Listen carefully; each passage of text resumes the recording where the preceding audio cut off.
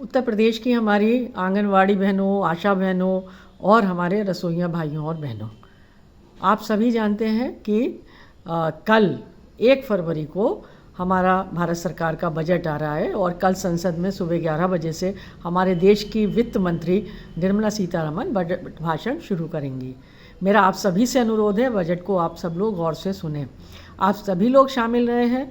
हम पिछले 2 महीने से अभियान चला रहे हैं और हमने सभी लगभग संसद सदस्यों के पास ज्ञापन लेके गए हैं कि इस बार जो बजट आए उस बजट में आंगनवाड़ी वर्कर हेल्पर को, रसोइया वर्कर को और आशा वर्कर को कम से कम न्यूनतम वेतन देने की सुरक्षा उन्हें दी जाए। इतने बजट का कम से कम आवंटन सरकार करे, क्योंकि अगर आवंटन सरकार करेगी तो आगे लागू करेगी। आवंटन नहीं होगा तो पैसा ही नहीं होगा, तो फिर वो पूरे साल विभाग के अधिकारी दूसरे लोग यही कहते रहते हैं कि भाई पैसा नहीं है, पैसा नहीं है, पैसा नहीं है। तो जब आप बजट बांट रहे हैं, आप बजट दे रहे हैं, तो ये जो देश की सबसे ज़रूरी स्कीम है, इन स्कीमों को सफल बनाने वाले, कोविड से देश को बचाने वाले और बच्चों को कुपोषण और खून की कमी जैसी कमियों से कमियां दूर करते हुए उन्हें उचित पोषण देने का सुरक्षित बनाने वाले, उनके बचपन को सुरक्षित बनाने वाले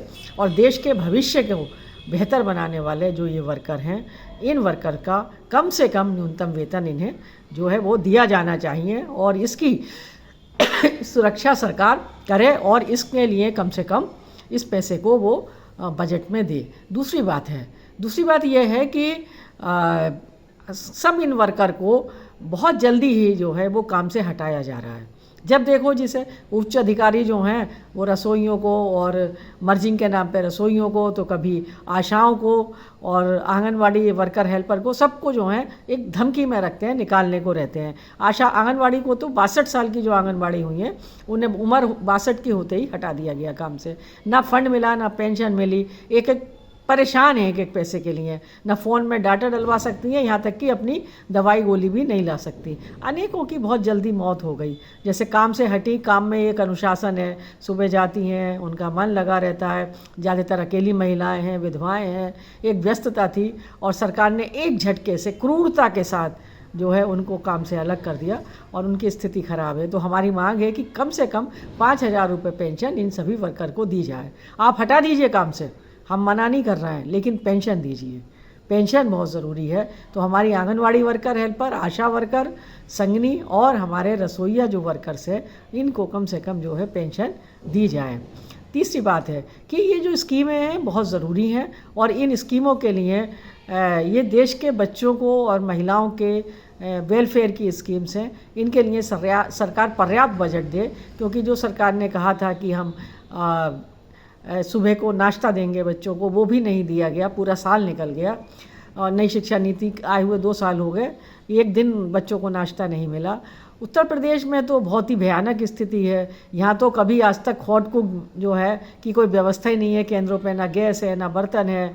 बस एक एनजीओ का कभी कभी पैसा दे देते हैं जब बहुत ज़्यादा शोर मचता है। और उत्तर प्रदेश में इस समय आंगनवाड़ी लगभग समाप्त होने की तरफ है, क्योंकि 1 लाख से ज़्यादा केंद्र लगभग खाली हैं। 50,000 तो सरकार ने काफ़ी समय पहले घोषित किए थे चुनाव के समय कि हम भर्ती करेंगे, और वो एक चुनावी जुमला बन के रह गया। कोई भी आंगनवाड़ी केंद्र 300 दिन से ज़्यादा बंद नहीं रह सकता है, क्योंकि ये खाद्य सुरक्षा कानून में उनको को सुनिश्चित करने के लिए इतने दिन खुलना आवश्यक है। यहाँ तो साल, 1.5 साल, 2-2 साल से एक केंद्र खाली है और एक केंद्र पे एक आंगनवाड़ी वर्कर पे 2-2, 3-3 केंद्र की जिम्मेदारी है। अब आप खुद ही सोचिए कि 2 केंद्र की जो वर्कर हैं उनका पैसा सरकार को बच रहा है, तो इस पैसे को बचा के सरकार क्या करेगी?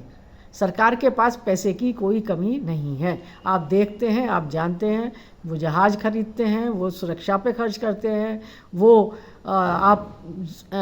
सरकार के जो कार्यक्रम हैं, एक कार्यक्रम पे एक इन्वेस्टर समिट हो रही है, करोड़ों करोड़ों रुपया खर्च हो रहा है। लेकिन इन जरूरी स्कीम को बहुत ज़्यादा जो है पैसे की कमी है, जबकि समाज की, सरकार की जो समाज में इज़्ज़त है, जो दुनिया में इज़्ज़त है, वो हमारे इन्हीं स्कीम्स की वजह से है। देखिए आप खुद ही, आशाओं को ग्लोबल हेल्थ अवार्ड मिला और ICDS दुनिया की सबसे बड़ी स्कीम मानी जाती है। उसी तरह मिड डे मील स्कीम भी दुनिया की सबसे बड़ी स्कीम मानी जाती है।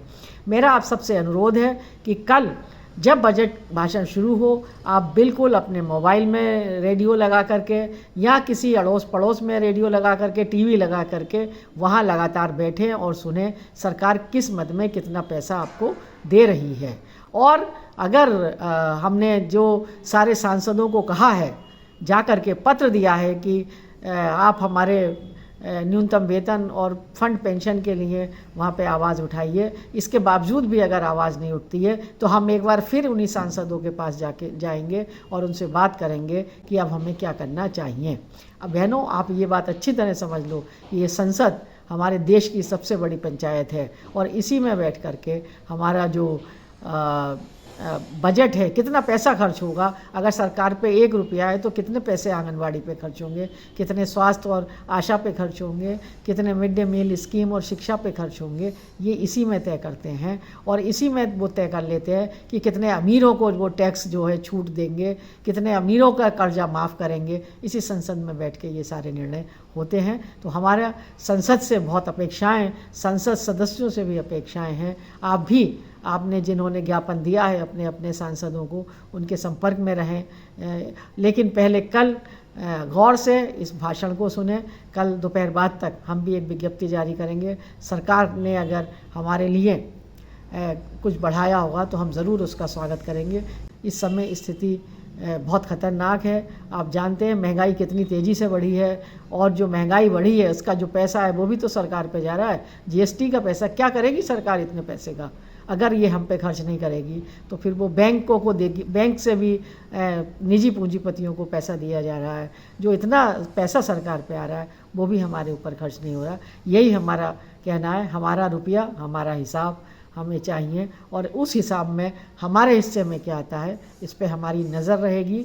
और तो नज़र रखिए कल के बजट भाषण पे, बजट सुनिए, बजट देखिए, बजट समझिए और उसके बाद जो है आगे हम अपने आंदोलन को कैसे तेज करें इस पे विचार करिए। तो मैं अपनी बात ख़त्म करती हूँ इसी के साथ कि बेहतर हो कि आप सब मिल कर के बजट को देखें। कल 1 फरवरी को सुबह 11 बजे से संसद में देश की वित्त मंत्री निर्मला सीतारमण बजट भाषण और बजट के प्रस्ताव रखेंगी अपने भाषण में।